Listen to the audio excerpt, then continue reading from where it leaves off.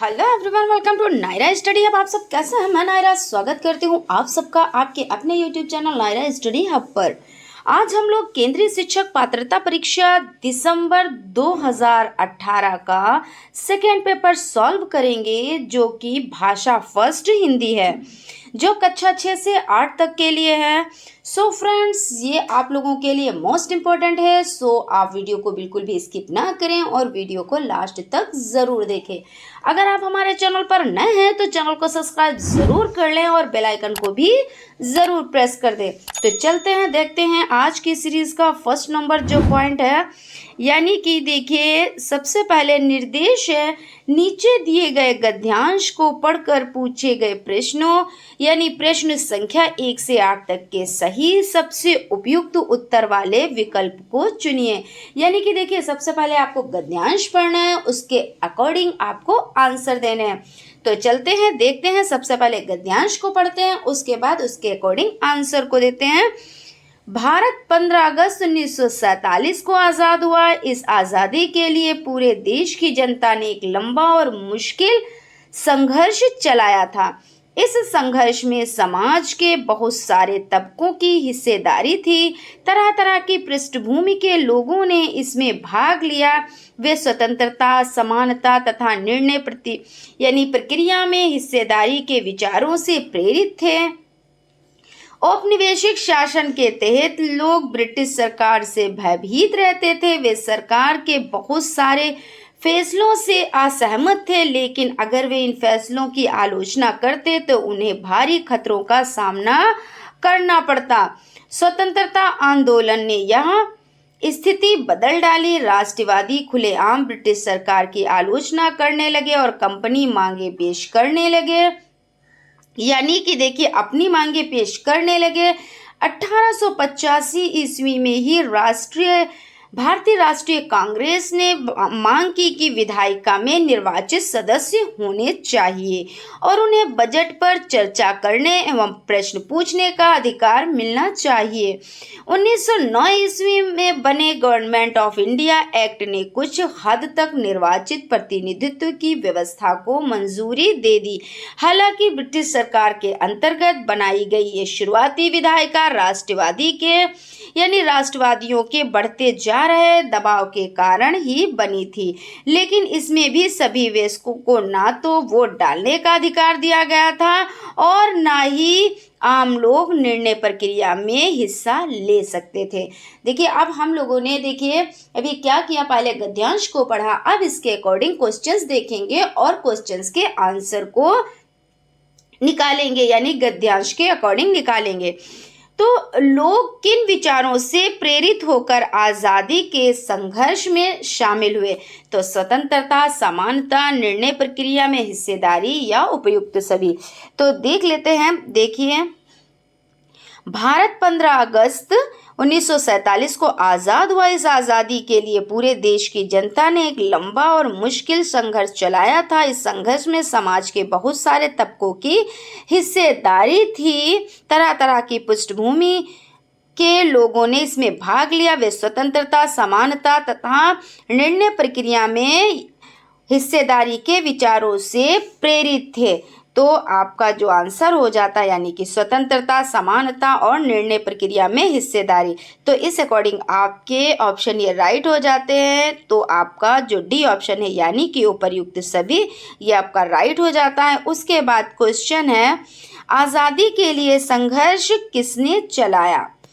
तो इसमें भारतीय राष्ट्रीय कांग्रेस ने, देश की जनता ने, ब्रिटिश सरकार ने या सदस्यों ने। तो गद्यांश को देख लेते हैं। भारत सरकार यानी भारत 15 अगस्त 1947 को आज़ाद हुआ। इस आज़ादी के लिए पूरे देश की जनता ने एक लंबा और मुश्किल संघर्ष चलाया। किसने चलाया? तो देखिए जनता ने एक लंबा और मुश्किल संघर्ष चलाया, यानी कि आपका देख लेते हैं कौन सा ऑप्शन राइट हो जाता है। तो आपका देश की जनता ने, बी ऑप्शन राइट हो जाता है। चलते हैं अगले क्वेश्चन की तरफ। क्वेश्चन है, निम्नलिखित में से लोकतांत्रिक व्यवस्था का मूल कौन सा है? समानता, स्वतंत्रता, विचारों की अभिव्यक्ति या उपर्युक्त सभी? तो स्वतंत्रता, समानता तथा विचारों की अभिव्यक्ति लोकतांत्रिक व्यवस्था के मूल हैं। अतः आपका जो डी ऑप्शन है यानी कि उपर्युक्त सभी वो राइट हो जाता है। उसके बाद क्वेश्चन है, आंदोलन का क्या असर पड़ा? तो ब्रिटिश शासन चले गए, सरकार की खुलकर आलोचना होने लगी, लोगों को हिस्सेदारी मिल गई या लोकतंत्र स्थापित हो गया? तो इसका जो राइट आंसर है वो आपका हो जाता है कि सरकार की खुलकर आलोचना होने लगी। आप इसमें देख लें गद्यांश में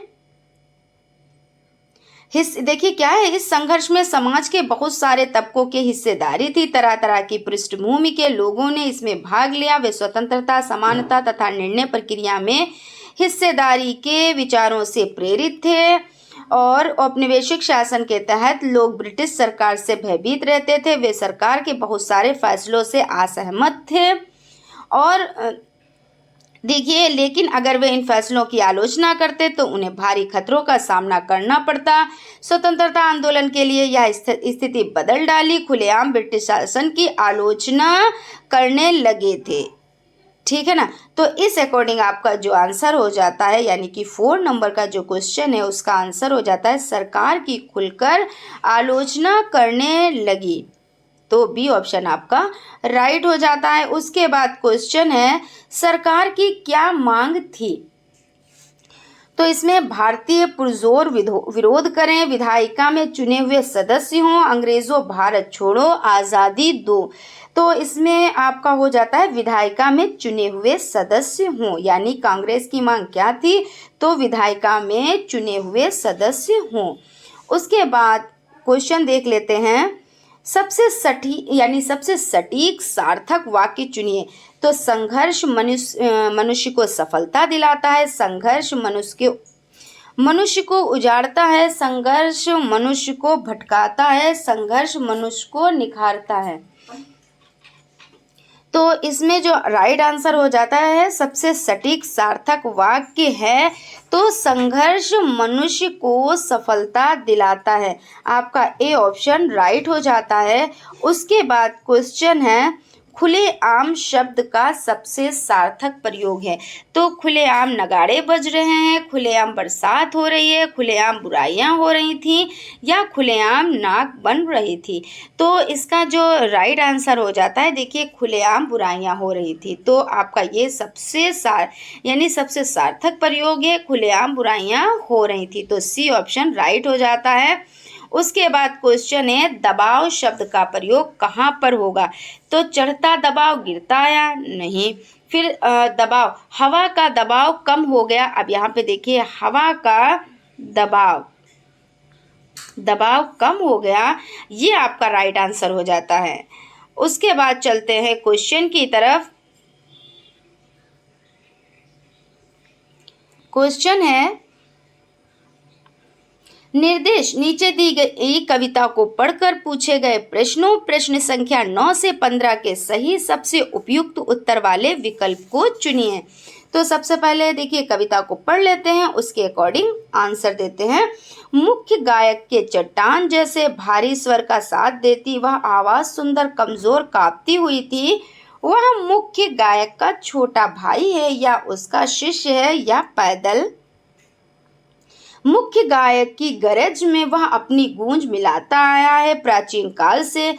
गायक अब अंतरिकी जटिल तानों के जंगल में खो चुका होता है या अपने ही सरगम को लांघ कर चला जाता है भटकता हुआ एक अनहद में। तब संगतकार ही स्थाई को संभाले रहता है जैसे समेटता हो मुख्य गायक का पीछे टूटा हुआ आशा यानी सामान, जैसे उसे याद दिलाता हो उसका बचपन जब वह नौसिखिया था। तार सप्तक में जब बैठने लगा है उसका गला प्रेरणा साथ छोड़ती हुई उत्साह अस्त होता हुआ आवाज से रास जैसा कुछ गिरता हुआ तभी मुख्य गायक को ढांढस बंधाता कहीं से चला आता है संगतकार का स्वर। कभी कभी या वह यूं ही दे देता है उसका साथ यह बताने के लिए कि वह अकेला नहीं है और यहाँ की फिर से गाया जा सकता है, गाया जा चुका राग और उसकी आवाज़ में जो एक हिचक साफ सुनाई देती है या अपने स्वर को ऊंचा ना उठाने की जो कोशिश है उसे विफलता नहीं, उसकी मनुष्यता समझा जाना चाहिए। तो आपकी देखिए ये कविता हो गई। अब इसके अकॉर्डिंग आंसर की तरफ चलते हैं, यानी पहले क्वेश्चन को पढ़ते हैं उसके बाद आंसर को देते हैं। तो संगतकार के माध्यम से कवि किस प्रकार के व्यक्तियों की ओर संकेत करना चाह रहा है? सहयोगी, सहृदय, समरस या संग दिल? तो इसमें देख लेते हैं, सबसे पहले कविता की तरफ चलते हैं, उसमें देखते हैं।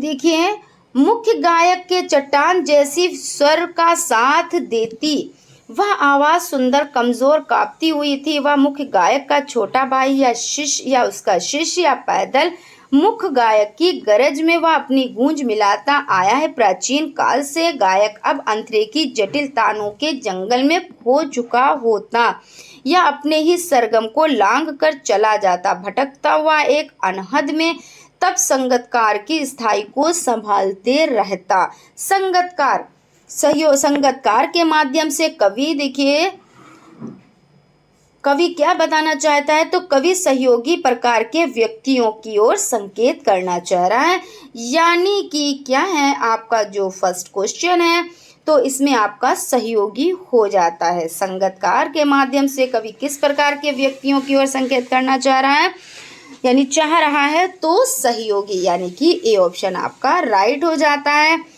उसके बाद क्वेश्चन है, चट्टान जैसे भारी स्वर से आशय, मोटी आवाज़, पुरुष की आवाज़, गंभीर आवाज़ या पत्थर की आवाज़? तो इसमें हम देख लेते हैं, कविता देखते हैं सबसे पहले, क्योंकि हमें जो भी ये क्वेश्चंस के आंसर हैं वो कविता के माध्यम से ही देने हैं। तो मुख्य गायक के चट्टान जैसी भारी स्वर का साथ देती, तो जैसे चट्टान जैसी भारी आवाज़, तो गंभीर आवाज़, वह सुंदर कमज़ोर कांपती हुई थी। वह मुख्य गायक का छोटा भाई या उसका शिष्य या पैदल, तो गंभीर आवाज़, यानी कि आपका जो 10 नंबर का क्वेश्चन है उसमें गंभीर आवाज़, यानी कि सी ऑप्शन आपका राइट हो जाता है। उसके बाद क्वेश्चन है आपका, गायक जब अंतरे की जटिल तानों के जंगल में खो चुका होता है के मायने हैं अंतरे को गाते हुए वह भटक जाता है, लीन हो जाता है, बेसुरा हो जाता है, बेलगाम हो जाता है। तो इसका जो राइट आंसर हो जाता है, क्या हो जाता है? तो लीन हो जाता है, यानी उपयुक्त जो कविता की पंक्ति के मायने अंतरे को गाते हुए वह लीन हो जाता है। देख लेते हैं हम क्या है। देखिए कविता को क्या होता है, ऊपर से जब आप पढ़ेंगे तभी आप लोगों की जो समझ में कुछ चीज़ें आती हैं, कुछ क्या सभी चीज़ें आती हैं, क्योंकि गद्यांश में क्या होता है, अगर आपने उसको एक बार पढ़ लिया तो चीज़ें समझ में आ जाती हैं, लेकिन जो कविता होती है उसको बार बार ही पढ़ना होता है।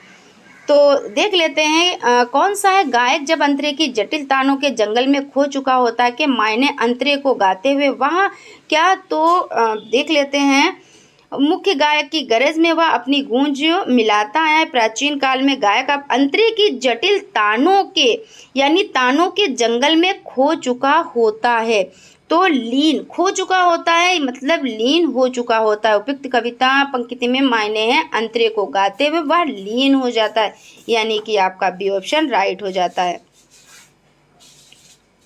लीन हो जाता है।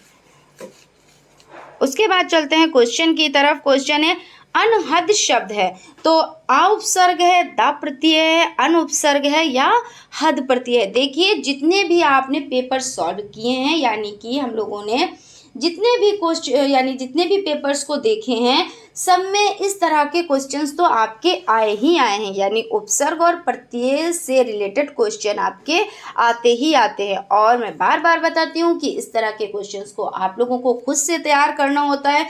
कुछ क्वेश्चंस होते हैं इसमें जो गद्यांश से, कविता से निकालने होते हैं, लेकिन कुछ क्वेश्चंस इसमें होते हैं जो आपको खुद से तैयार करने रहते हैं। तो देख लेते हैं, अनहद शब्द में क्या है, तो उपसर्ग का मतलब होता है आगे और प्रत्यय का मतलब क्या होता है, तो पीछे होता है। तो अनहद शब्द में अनुपसर्ग है, क्या है, तो अनुपसर्ग है। उसके बाद चलते हैं क्वेश्चन की तरफ। राख जैसा कुछ गिरता हुआ का अर्थ है बुझता हुआ स्वर। क्या है?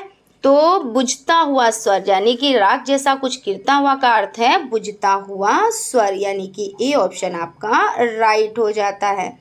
उसके बाद क्वेश्चन है संगतकार का अर्थ है गायक का साज उठाने वाला, गायक के साथ रहने वाला, गायक के साथ गाने वाला, गायक को बिखरने से बचाने वाला। तो यानी संगतकार का अर्थ होता है गायक के साथ रहने वाला, ठीक है ना। तो आपका जो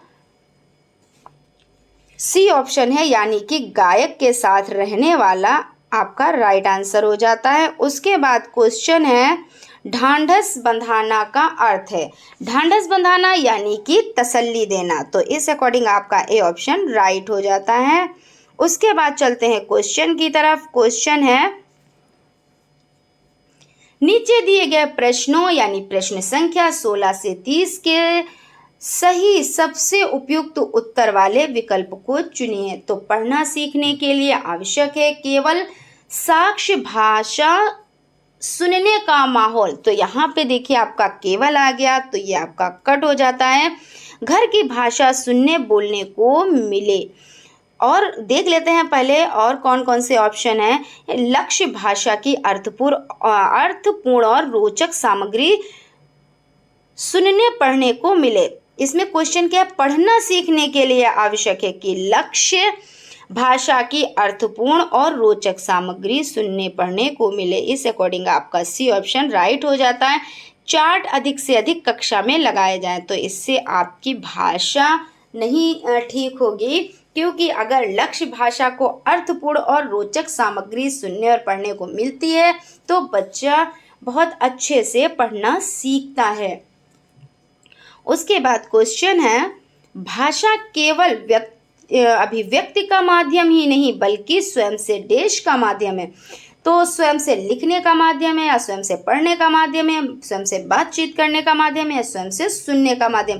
तो यहाँ पे भाषा की बात हो रही है, तो भाषा यानी कि आपका जो 17 नंबर का क्वेश्चन है उसमें आपका बी ऑप्शन राइट हो जाएगा। यानी कि भाषा केवल अभिव्यक्ति का माध्यम ही नहीं बल्कि स्वयं से पढ़ने का माध्यम है।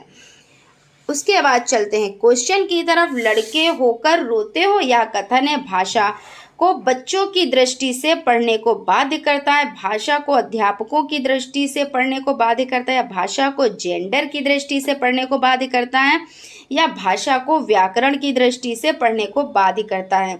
तो ये आपका जो आंसर हो जाता है, इसमें देखिए भाषा को जेंडर की दृष्टि से पढ़ने को बाध्य करता है, यानी कि आपका जो सी ऑप्शन है वो राइट हो जाता है। यानी कि क्या कहने का मतलब है कि लड़के होकर रोते हो यह कथन है, यह कथन भाषा को बच्चों की दृष्टि से पढ़ने को बाध्य करता है, नहीं भाषा को अध्यापकों की दृष्टि से पढ़ने को बाध्य करता है, लेकिन भाषा को जेंडर की दृष्टि से, क्योंकि यहाँ पे ये कहा जा रहा है कि क्या लड़के रोते नहीं, लड़के भी रो सकते हैं, लड़कियां भी रो सकती हैं, हर वक्त लड़कियां ही थोड़ी ना रोती रहती हैं। और आज तो ऐसा है कि जहाँ पे लड़के नहीं पहुँच पा रहे हैं वहाँ पे लड़कियाँ पहुँच रही हैं, लड़कियाँ चांद पर तक पहुँच गई हैं। तो इस तरह से ये तो आपका रूढ़िवादी हो जाता है, क्योंकि लड़के होकर रोते हो, क्यों लड़के क्या रो नहीं सकते? रो सकते हैं। तो भाषा को जेंडर की दृष्टि से पढ़ने को बाध्य करता है। उसके बाद क्वेश्चन है कहानी के संदर्भ में कौन सा कथन उपयुक्त लगता है? कहानी में संवाद होना आवश्यक है, कहानी में शुरुआत होना आवश्यक है, कहानी में शुद्ध भाषा होना आवश्यक है, या कहानी में कथानक का होना आवश्यक है। तो अगर बात की जाए तो कहानी में कथानक का होना आवश्यक होता है। यह कथन सबसे ज़्यादा उपयुक्त है, ठीक है ना। तो आपका कहानी में कथानक का होना आवश्यक है। उसके बाद चलते हैं क्वेश्चन की तरफ। क्वेश्चन है एक भाषा के अध्यापक को बच्चों में भाषा सिद्धांतों की समझ विकसित करने पर बल देना चाहिए, अलंकारिक भाषा प्रयोग की समझ विकसित करने पर बल देना चाहिए, या विविध संदर्भों में भाषा प्रयोग की क्षमता विकसित करने पर बल देना चाहिए, या शुद्ध भाषा प्रयोग की क्षमता विकसित करने पर बल देना चाहिए। तो आपका जो आंसर सी हो जाता है, यानी कि विविध संदर्भों में भाषा प्रयोग की क्षमता विकसित करने पर बल देना चाहिए। सी ऑप्शन आपका राइट हो जाता है। उसके बाद क्वेश्चन है कोई भाषा किसी भी लिपि में लिखी जा सकती है, इस कथन पर आपकी राय है कि यह बिल्कुल संभव है या बहुत हद तक संभव है। हर भाषा की अपनी लिपि होती है, भाषा और लिपि के बीच एक सीधा संबंध है। तो यहाँ पे जो आपका सबसे राइट आंसर हो जाएगा, यानी कि कोई भाषा किसी भी लिपि में लिखी जा सकती है, इस कथन पर आपकी राय है। तो आपका जो राइट आंसर हो जाता है यह बहुत हद तक संभव है। क्यों? क्योंकि देखिए किसी भी लिपि में लिखी जा सकती है। अब जैसे आपने ये लिखा, यह बहुत हद तक संभव है। मान लीजिए कि आप कुछ भी लिखना चाहते हैं, XYZ कुछ भी लिखना चाहते हैं, मान लीजिए यही लिखना चाहते हैं कि यह बहुत हद तक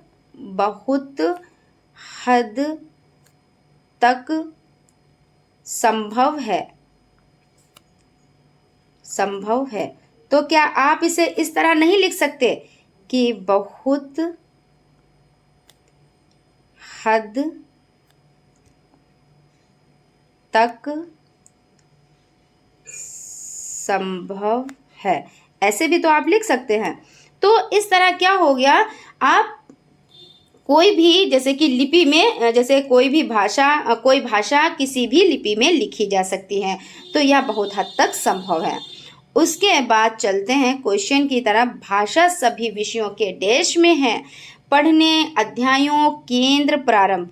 तो इसमें आंसर देख लेते हैं, भाषा सभी विषयों के केंद्र में है, ठीक है ना। तो इसका जो आंसर हो जाता है वो आपका सी ऑप्शन राइट हो जाता है। उसके बाद क्वेश्चन है, कविता का एक निश्चित अर्थ होता है जिसे सभी विद्यार्थियों को पढ़ना चाहिए। इस कथन के बारे में आप मानते हैं कि किसी कविता को एक निश्चित अर्थ के साथ पढ़ना चाहिए, या सभी विद्यार्थी अपने अनुभव और परिवेश में ही कविता समझते हैं, या कवि ने कविता एक अर्थ में लिखी जिसे हर विद्यार्थी को समझना चाहिए, या अलग अलग अर्थ समझने से पढ़ने की प्रक्रिया बाधित होती है। तो जहाँ पे बाधित हो रही है तो उस तरह का जो आंसर होता है वो तो आपका कट ही जाता है। तो सबसे पहले आपका डी ऑप्शन तो कट ही गया। अब आपके 3 ऑप्शन बचे, अब इसमें देख लेते हैं। किसी कविता को एक निश्चित अर्थ के साथ पढ़ना चाहिए, तो सिर्फ एक निश्चित अर्थ, तो आपका ये भी कट हो जाता है। उसके बाद सभी विद्यार्थी अपने अनुभव और परिवेश में ही कविता समझते हैं, तो ये भी आपका गलत हो जाता है। इस तरह आपने, यानी कि कवि ने कविता एक अर्थ में लिखी जिसे हर विद्यार्थी को समझना चाहिए, ये आपका ऑप्शन राइट हो जाता है। उसके बाद क्वेश्चन है, आप मानते हैं कि अलग अलग तरह की सामग्री पढ़ने के अवसर मिलने से भाषा को विविध संदर्भों में प्रयोग करने की समझ बनती है, व्याकरण सम्मत भाषा सीखने को मिलती है, किताबों के बारे में जानकारी मिलती है, लेखकों के बारे में जानकारी मिलती है। तो इसमें आपका जो आंसर हो जाता है, यानी कि भाषा को विविध संदर्भों में प्रयोग की समझ बनती है, यानी कि क्या है, आप मानते हैं कि अलग अलग तरह की सामग्री पढ़ने के अवसर मिलने से भाषा को विविध संदर्भों में प्रयोग की समझ बनती है, ना कि व्याकरण सम्मत भाषा सीखने की, या किताबों के बारे में जानकारी, या लेखकों के बारे में जानकारी, यानी कि आपका ए ऑप्शन राइट हो जाता है। उसके बाद चलते हैं क्वेश्चन की तरफ। हिंदी में विज्ञान संबंधी पाठों को पढ़ाने का उद्देश्य है विज्ञान की भाषा को समझना, विज्ञान विषय की गहराई से जानना, या विज्ञान के प्रति जिज्ञासा बढ़ाना, या विज्ञान के संदर्भ में हिंदी भाषा प्रयोग को समझना। तो आपका इसमें जो राइट आंसर हो जाता है वो आपका हो जाता है विज्ञान विषय की गहराइयों से जानना, यानी कि हिंदी में विज्ञान संबंधी पाठों को पढ़ने का उद्देश्य विज्ञान विषय की गहराइयों से जानना। बी ऑप्शन आपका राइट हो जाता है। उसके बाद चलते हैं क्वेश्चन की तरफ। लेखन क्षमता के आकलन के लिए अभिव्यक्त विचारों को जांचना होगा, व्याकरण सम्मत भाषा को देखना होगा, अर्थपूर्ण वाक्यों और संदर्भों को देखना होगा, या लिखावट की सफाई और सुंदरता को जांचना होगा। तो इसमें आपका जो आंसर हो जाता है वो आपका हो जाता है अर्थपूर्ण वाक्यों और संदर्भों को देखना होगा, यानी कि सी ऑप्शन आपका राइट हो जाता है। उसके बाद चलते हैं क्वेश्चन की तरफ। में अन्य भाषाओं के शब्दों से होने का अर्थ है। पाठ का लेखक हिंदी नहीं जानता। पाठ समाज में बहुभाषी स्वरूप की सहज प्रस्तुति है। पाठ कठिन और अस्पष्ट है। विद्यार्थियों को शुद्ध भाषा नहीं सिखाई जा सकती। तो इसमें आपका जो बी ऑप्शन है वो राइट हो जाता है। पाठ समाज की बहुभाषी स्वरूप की सहज प्रस्तुति है, यानी कि B option is the right answer. उसके बाद चलते हैं क्वेश्चन की तरफ। आपकी दृष्टि में अभ्यास पाठ को समझने में मदद करते हैं, बच्चों को तार्किक बनाते हैं, बच्चों को भाषा के बारे में बताते हैं या बच्चों को उत्तर देना सिखाते हैं।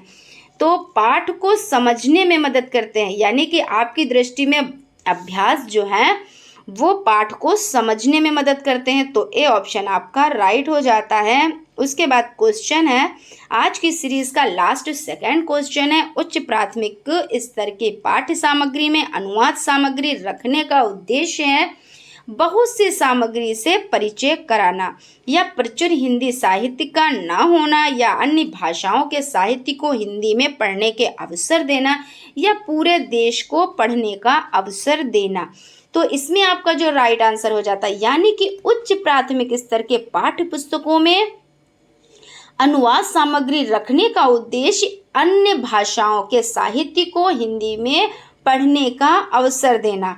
तो इस अकॉर्डिंग आपका जो सी ऑप्शन है वो राइट हो जाता है। उसके बाद चलते हैं आज की सीरीज का लास्ट क्वेश्चन देखते हैं।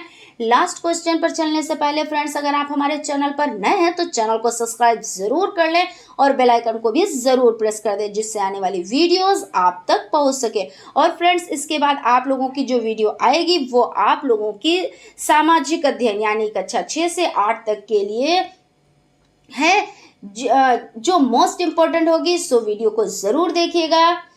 चलते हैं आज की सीरीज का लास्ट क्वेश्चन देख लेते हैं। यदि आपकी कक्षा में दृष्टिबाधित बच्चे हैं तो आप उन्हें विशेष सहानुभूति से पढ़ाएंगे, उन्हें पढ़ने के उपयुक्त साधन देंगे, उन्हें सभी बच्चों से अलग गतिविधि देंगे, उनमें यानी उनसे कम गतिविधियां कराएंगे। तो यदि आपकी कक्षा में दृष्टिबाधित बच्चे हैं तो क्या उन्हें आप सहानुभूति से पढ़ाएंगे? ऐसे तो आप कहेंगे नहीं, इन्हें बेचारा बहुत जो है दृष्टिबाधित है, बहुत परेशान है, इस तरीके से आप बच्चे को नहीं पढ़ा सकते। उन्हें पढ़ने के उपयुक्त साधन देंगे। जी हाँ, उन्हें उपयुक्त साधन देंगे। जब साधन आप उन्हें प्रोवाइड कराएंगे तो बच्चे जो और भी बच्चे हैं उन जैसे ही वो बच्चे बनेंगे और आगे चलकर वो भी तरक्की करते हैं। ऐसा नहीं है कि वो दृष्टिबाधित बच्चे हैं तो हम उनसे सिर्फ सहानुभूति दिखा दें और उनकी पढ़ने में मदद ना करें, यानी कि उनको साधन उपलब्ध ना कराएं। तो ऐसा नहीं है, क्योंकि ये समावेशी शिक्षा के अंतर्गत नहीं आता और समावेशी शिक्षा के अंतर्गत हमें बच्चों को पढ़ाना है। इसलिए जो दृष्टिबाधित बच्चे हैं उन्हें क्या करना है, उन्हें उपयुक्त साधन देना है। और उसके बाद भी ऑप्शन और भी देख लेते हैं। उन्हें सभी बच्चों से अलग गतिविधि देंगे तो जी नहीं, उन्हें अलग गतिविधि नहीं देंगे। उनमें उनसे कम गतिविधियां कराएंगे तो जी नहीं, कोई भी बच्चे किसी से कम नहीं होते हैं, तो इसलिए उनसे कम गतिविधियां नहीं कराएंगे। तो इस अकॉर्डिंग आपका जो बी ऑप्शन है, यानी उन्हें पढ़ने के लिए उपयुक्त साधन देंगे, ये आपका आंसर राइट हो जाता है। तो फ्रेंड्स, आज यहीं तक, मिलते हैं नेक्स्ट वीडियो में नेक्स्ट टॉपिक लेकर। तब तक के लिए बाय बाय, थैंक यू।